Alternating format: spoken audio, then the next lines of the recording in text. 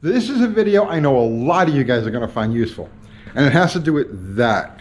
That is a spark plug cap, and this is a common item found on small engines, weed whackers, lawnmowers, motorcycles, all sorts of small internal combustion engines.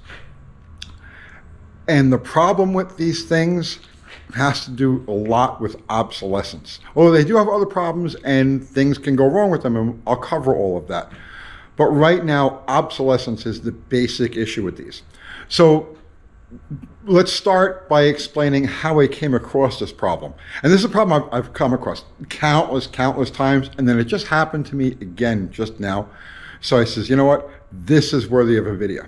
So here's the background. Remember a few weeks ago, I picked up this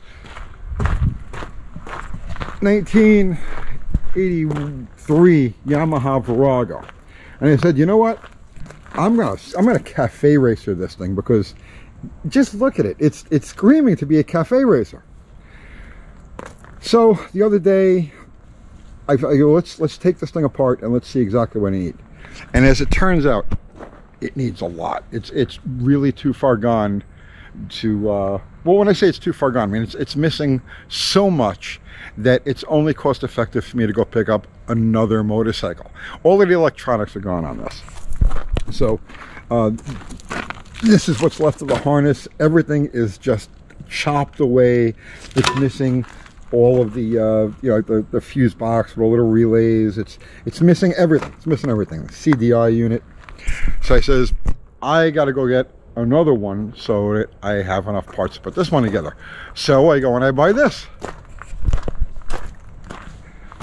So here's what I picked up to use as a parts bike, but as it turns out, it's too nice and it's too complete to use as a parts bike. So I'm going to end up putting this thing back together again.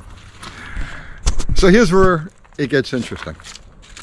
I bring this thing home and I say, well, let's fire it up at least. Let's see if we can get it to run and see what it needs before we go any further. So I throw the jump pack on it, throw fresh gas in it, I throw the jump pack on it, I crank it. It's got really good compression, everything seems normal, but I can't get it to kick. No matter what I do, I can't get it to kick. So pull the spark plugs out. Spark plugs look okay, right? Not washed out or anything like that, but just, so now I crank it, I'm checking for spark, hold the spark plug to ground, and I'm looking, and I've got just the very faintest, weakest spark. So the first thing you do when you come across something like this, especially like on an older motorcycle, is that they all used solid core plug wires. And the solid core plug wire, oh, the light is terrible. The solid core plug wire just screws into the end of this cap. Let me put this down so I can talk. So the wire just screws into the end of this cap, and very often what will happen is, if it's not really screwed in there securely, the wire will start to burn back. The threads in, the strands of wire inside the wire start to burn back, and it'll give you that. So pull the wire out, clip the end of it, put it all back together again, check for spark. I still have a very faint, weak spark. Okay, so what do we got going on here? I take this back off the wire, I hold the bare wire end to ground, crank the motor, I've got a beautiful long duration blue spark.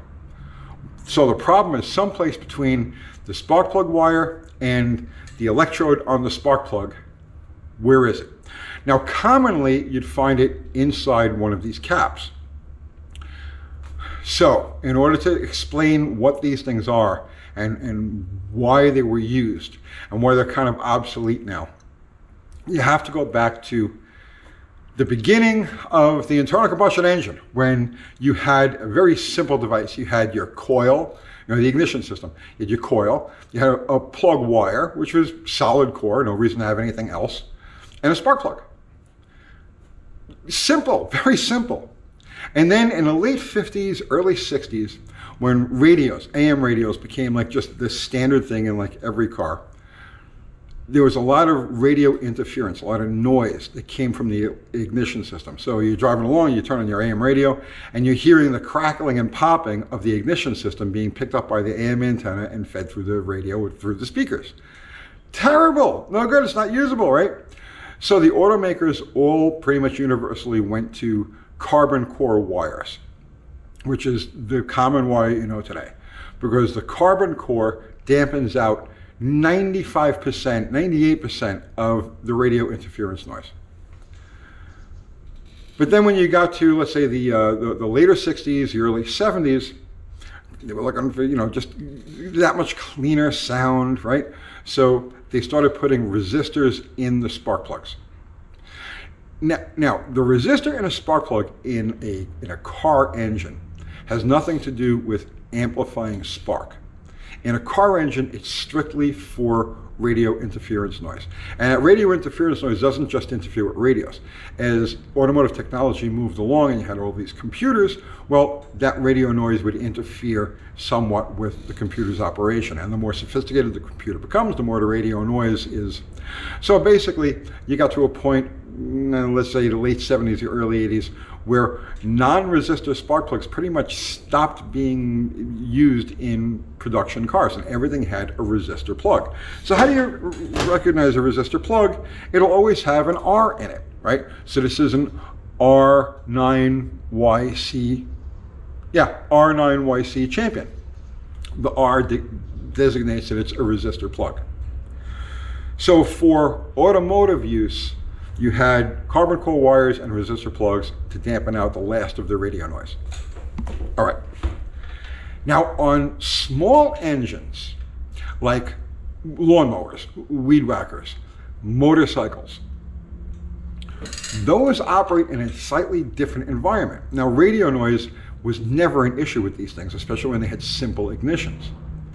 But low energy starting ignition or low energy to the coil, from the coil during a start, that's a problem, okay? So in order to amplify, or I should say sharpen the spark for easy starting and easy low speed operation using a low energy ignition like those vehicles typically do, they started incorporating resistors into the spark plug ends, and that's what that is. It's a cap, and inside of it is a resistor.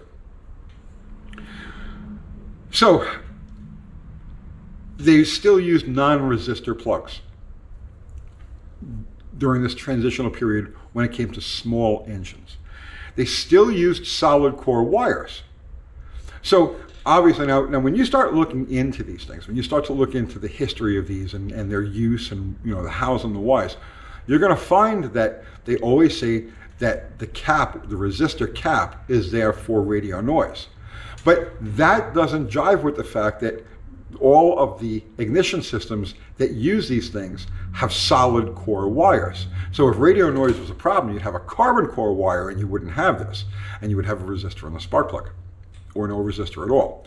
No, on small engines, regardless of what you read or what the common operating theory is, the reason they put the resistor in these small engines is because, again, a lot of them have very low energy ignition systems. So let's say a motorcycle, you engage the starter. There is no starting circuit on a motorcycle. You use the button. And the only energy available to the coil is what comes from the stator as it's cranking, which is already diminished because you're using that energy. And kickstart too, and pull start, right? All of these different types of ignition systems that use these feature low energy. So a weak spark. Now, a weak initial spark. So here's what you need to know about this. The resistor in these caps, what it does is it takes that low energy spark, and now picture this, I'll make a graph that the spark looks like, what the spark looks like, okay? The sparks, you get a flat line, then the spark starts and it goes up like this, and then it peaks and it comes back down again, right? It's kind of lazy. You've got your maximum voltage, you get your maximum spark in the center of it, but the lead up to it is lazy and it trails away slowly. And what that means is that spark is easily blown out or easily overcome under adverse conditions, like when you're trying to start an engine. So the resistor in these caps, and they all have different values. I'm not going to get into the values of them. You'll have to look for what yours calls for specifically. What the resistor in these caps does is it holds off the spark, right? So in other words, instead of the spark coming in and gradually ramping up, it holds off that ramping part until enough energy has accumulated on the one side of the resistor to go across the resistor. So now the spark, the spark that's being transferred, or the energy that's being transferred to the plug to make the spark, to generate the spark, looks like this. Boop, like that. You get a much sharper, because the resistor is holding off that gradual rise. And it's making sure that when that spark is delivered to the plug, it's like as all at once as it can be. Stronger spark, easier starting. It's really that simple. All right. So now these things can go bad in several ways, and there are a couple of different types of them. And some of them are still commonly in use. Like, for instance, just about any of these small engines that come from China. They'll use these small resistor caps, okay? And these things, there's nothing you can do with these because the resistor is actually molded into the cap itself. You can unscrew the center part, but you can't get to the actual resistor. So when these things go bad, they're just bad. You throw them out. So if you've got one of these, Chinese bikes or whatever, and you find that it's impossible to start and it idles like hell, it's okay once it's running and going. There's a really good chance that the resistor in here has gone bad. And when resistors go bad, they never go bad in your favor. They always go bad the other way, right? But then you've got the type. So that's non-repairable. There's nothing you can do with it except replace it. And then you've got the type that's commonly used in most motorcycles, and that's this. Now, NGK used to make the vast majority of these things, but they stopped. They've been discontinued. There are other manufacturers that make them, but they're not very common anymore. So, because most motorcycles have gone to higher output ignitions, and they don't really require that resistor anymore.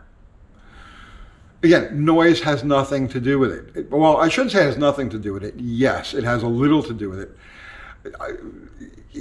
Radio noise is funny, and it's misunderstood. Like when pacemakers first started coming out, they were all afraid that radio noise was going to interfere with the pacemakers and make your heart blow out.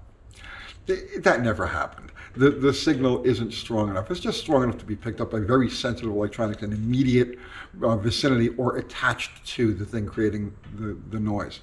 Boy, did I just sidetrack. I'm sorry, guys. I'm sorry. Let's get back to this.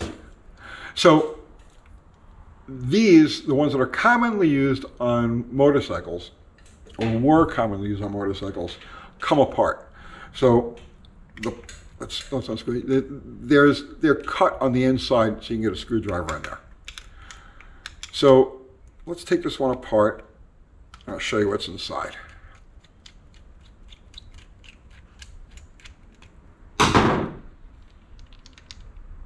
Oh, there's a lot of threads there.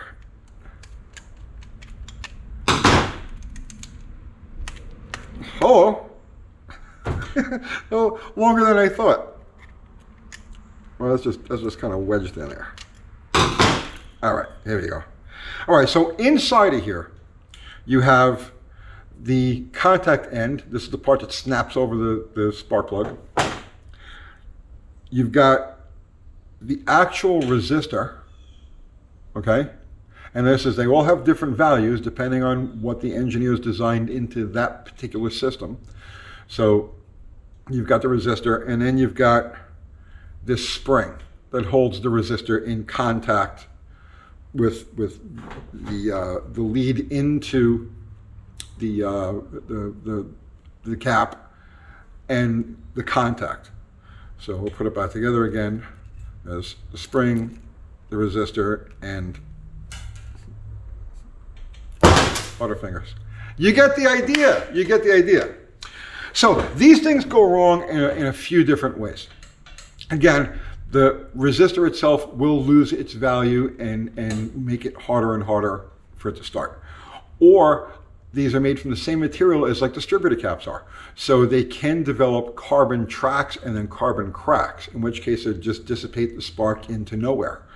And that's another common problem. You'll especially see that like on a damp day. If you've got one of these, if you've got a motorcycle with one of these, you'll see the spark dancing all over the outside of it. You know it's time to throw that away.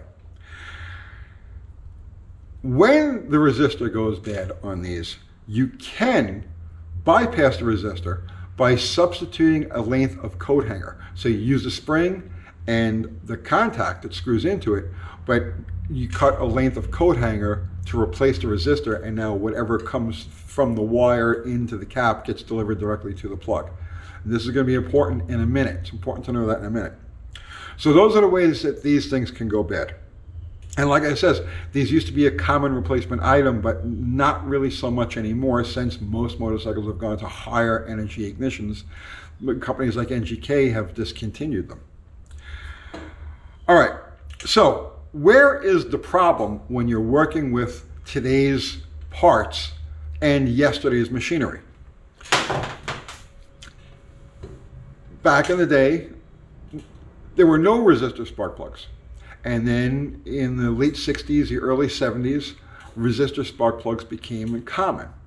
And now evolution has pretty much obsoleted non-resistor plugs. And a lot of companies don't even make them anymore. In fact, the BP7 ESs that bike calls for are no longer available. They've been replaced by BRP 7Es, okay? The R always designates a resistor plug. Now, what's the problem here? Well, if you take a resistor plug and you screw it into the engine, and then you add a resistor cap, you've got two resistors. See, one resistor will sharpen the spark. Two resistors murder the spark. And that's how you'll end up with, and this happens so many times, you'll give your bike or your lawnmower or tractor or whatever a tune-up. You go to the parts store, you buy the current plugs available listed for your application, and you put them in there, and now that thing doesn't want to start, and it doesn't want to idle, and right? The problem there is that they substituted the non-resistor spark plug that originally called for one with a resistor, and so the spark is greatly diminished going through the two resistors. Your cure for that, and I mean what I've typically done with motorcycles, is just replace the whole wire assembly. So unscrew the wire from the coil, replace it with a solid core 7mm wire, and just use a conventional automotive boot and a resistor plug. And you get the same circumstance, you get the same sharpening of the spark through the resistor as you would as if you had a separate cap. And that's only if you can only get a resistor plug for your, right? See what I'm saying? There are some like higher output motorcycle applications, if I remember correctly, that will work. They will fire. This is going back a long time, probably 20 or 30 years since I really started playing with this stuff. But there were a couple of different cap ignition systems that would work with resistor plugs, but I don't remember which ones they are.